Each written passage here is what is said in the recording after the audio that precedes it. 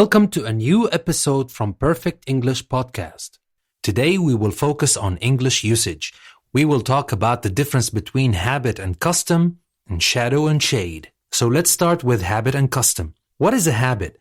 A habit is something that an individual person does often or regularly, usually for no particular reason. Like when we say, he had a nervous habit of biting his nails, or I wish I could get out of this habit. But custom is different.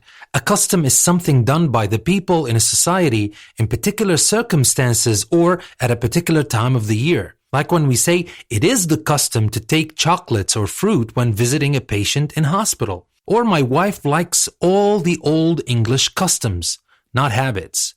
So, habits have to do with the individual, but customs have to do with the society. And now let's move to the next two words, shadow and shade. People confuse these two words all the time. They use shade when they should use shadow and vice versa. So, what is shadow? What is shade? A shadow is a dark shape made on a surface when something stands between a light and the surface. Like when I say, my shadow looked very long and thin. If a place is dark because something prevents light from reaching it, you can say that it is in shadow, like when we say the whole canyon is in shadow. A shade is something different.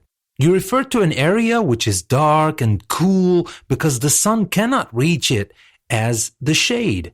Like when we say, they sat in the shade between the palms, and I moved my chair into the shade. So this shade is something cool. It's something nice. The shadow is not always nice. Remember that we can use shadow sometimes to talk about the shadow of people. People can be in the shadow of people. And you don't want to be in the shadow of anybody. You want to get out and be yourself. And that's it for today. I hope you have learned a lot today, and I'm pretty sure that your English is a step closer to perfect English. This was your host, Danny. Don't forget to subscribe. I'll see you next time.